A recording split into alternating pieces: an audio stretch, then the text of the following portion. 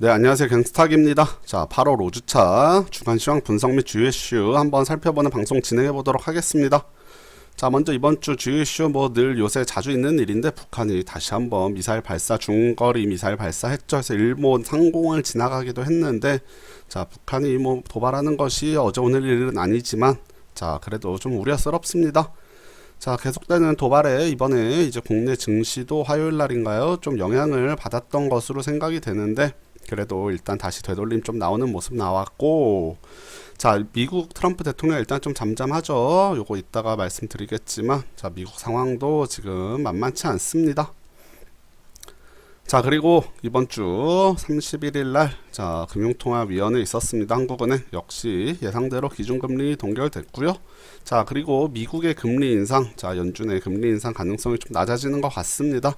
일단은 미국이 지금 텍사스주를 태풍 하비가 강타했기 때문에 그 피해가 지금 엄청나게 나오고 있고, 그뿐만 아니고 이제 이번에 발표된 고용 지표하고 그 다음에 내수, 자, 물가 인상률이죠. 물가가 이제 기대치만큼 잘 오르지 못하는 모습 보이고 있기 때문에 연내에 금리 인상 가능성이 좀 많이 낮아졌다. 자, 이런 뉴스들이 많이 나오고 있습니다.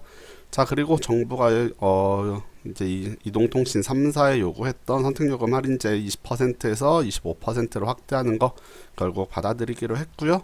하지만 요 악재는 어느 정도 시장에 노출돼 있었기 때문에 통신 3사의 주가가 그렇게 크게 영향을 받지는 않는 그런 모습입니다.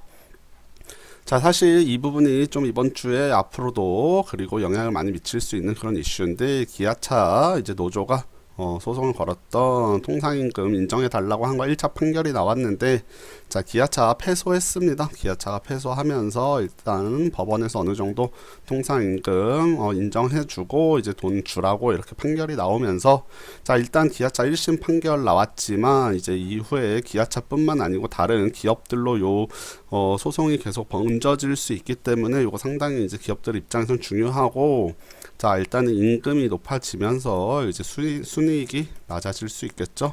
자, 요런 이제 주식 투자자 하는들 입장에서는 자, 뭐 반가울 수는 없죠. 일단은 투자하는 종목들의 이익이 좀 감소할 수 있기 때문에 일단은 1차적으로 이렇게 판결이 나왔지만 2차, 3차, 2심, 3심까지 가봐야지 좀 정확히 이제 나올 수 있을 것 같습니다. 자, 이번 주 주식시장 한번 살펴볼게요. 주식시장 코스피는 1% 가까이 좀 하락했어요. 20포인트 정도 하락했고, 반면에 코스닥은 10포인트 이상 거의 2% 가까이 상승을 했습니다. 자, 이제 방향성이 조금 달라지기 시작했어요.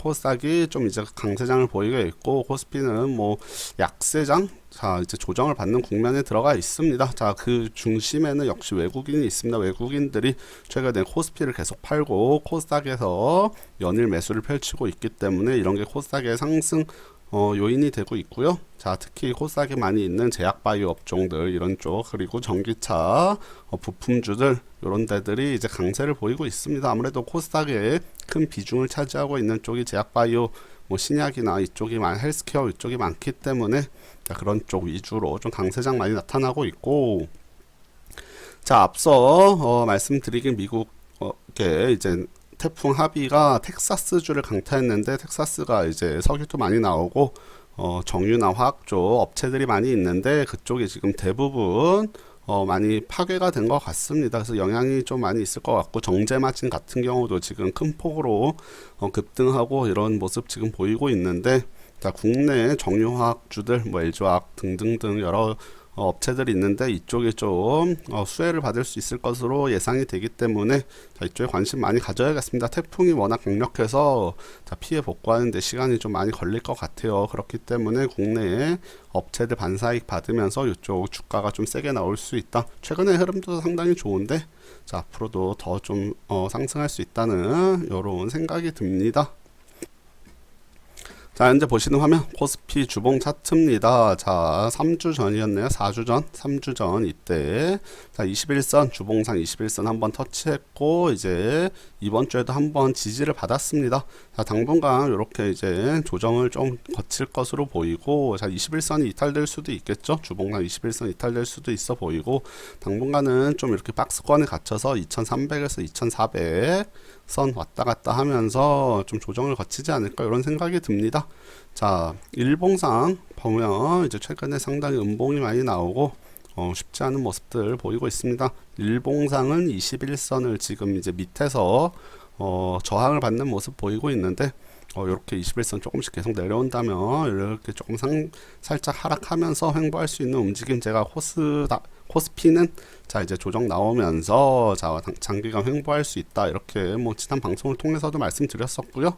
자 반면 코스피 이런 약세 보이는 반면에 코스닥 같은 경우는 아주 강세입니다. 자 일봉으로 보시면 최근 뭐 한 3주 정도 거의 뭐 쉬지 않고 눌림목도 거의 없이 상승하는 거 보실 수 있죠. 자 장중에 소폭 하락하더라도 다시 아랫골이 이렇게 달고 올라오는 모습들 자 이렇게 보이고 있습니다. 자 그래서 코스닥 같은 경우는 뭐 외국인들 필두로 해서 워낙 쓸어 담고 있기 때문에 역시 좋은 모습 주봉상 봐도 이번 주에 다시 한번 21선 뚫고 올라오면서 자 이제 정배열 만들어가는 과정이 나오지 않을까. 뭐 계속해서 쉬지 않고 올릴 수는 없겠지만 자 680선 정도에서 700선 정도까지는 좀 빠르게 올려주지 않을까. 그동안 소외 많이 받고 있었는데 자, 요 정도까지는 좀 올라와 줄 것 같습니다. 제가 코스닥은 길게 보면 우상향하고 있기 때문에 좀 조정 거치더라도 상승할 수 있다고 계속해서 말씀드렸었죠. 그래서 자, 이런 중요한 포인트들을 계속 깨지 않고 지켜주고 있기 때문에 코스닥은 이제 다시 한번 상승 나올 것이다. 자 아마 이번 상승장이 좀 길어질 수 있다면 2015년 좀 섣부른 감이 없지 않아 있지만 자 외국인들 이런 매수세 계속 이어진다면 이제 2015년도에 최고점이었던 700선대 후반까지도 한번 기대하게 하는 최근의 수급이 아주 좋습니다.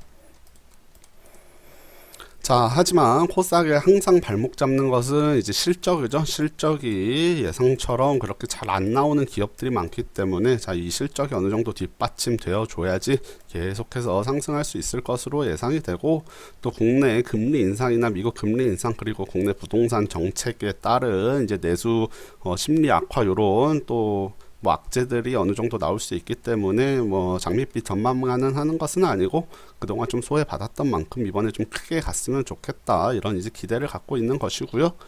자 제가 말씀드리길 이제 외국인들이 자 많이 쓸어 담고 있다고 했는데 자 이거 한번 볼게요. 코스피 같은 경우 보시면 외국인들이 좀 최근에 파는 날들이 많습니다. 자 외국인 보면 좀 많이 팔고 있고 기관은 여전히 뭐 엄청 강력한 매수세는 아니지만 그래도 매도보다는 매수를 하면서 시장을 좀 받쳐주는 역할을 하고 있고 외국인들은 지금 좀 많이 팔고 있는데요. 자, 그 반면에 코스닥을 한번 볼게요. 코스닥 보시면 지금 외국인이 8월 들어와서 8월 중순부터 해서 엄청나게 자 코스닥을 쓸어 담고 있는 거 보실 수 있습니다. 자 코스닥 올라오면서 개인들은 이제 차익 매물들 내놓겠죠. 그동안 뭐 물려 있었다거나 수익 보는 것들 팔아치우면서 이제 개인들은 좀 미리 코스닥 약할 때 개인들이 주로 담았다면 최근에 외국인이 지수 끌어올렸기 때문에 개인들 좀 팔고 있고 기관도 마찬가지입니다. 기관은 원래 코스닥에 그렇게 큰 관심이 없어 보였어요.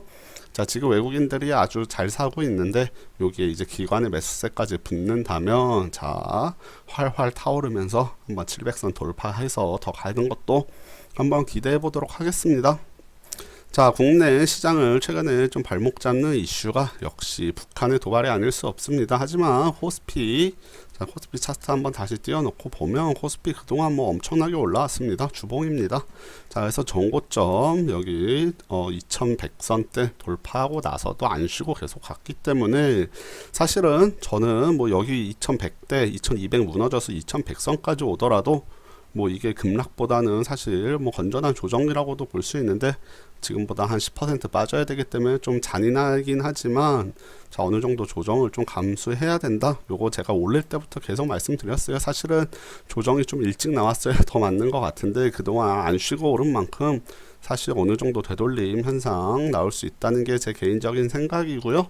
워낙 뭐 국내 기업들, 대기업들은 실적이 좋기 때문에 자 이렇게 급락할 가능성은 적어 보이지만 항상 말씀드리는 게 코스피는 좀 보수적으로 보고 자, 코스닥은 이제 좀 수급이 들어오면서 좀 희망을 갖게 하는 그런 모습이다. 이렇게 정리를 하면 될 것 같습니다. 자 이제 9월달 들어갔는데 자 9월 개인들 좋아하는 코스닥과 중소형주 위주 강세 계속 이어졌으면 하는 바람이고요. 자 거기 뭐 대기업들을 또 꼬꾸라지면 안 되겠죠. 일단 뭐 악재가 안 나와야지 국내 주식시장에 좀 호재만 가득한 그런 뭐 이제 연말이 다가오는데 그렇게 이제 저희 시장 계속 이어졌으면 좋겠습니다.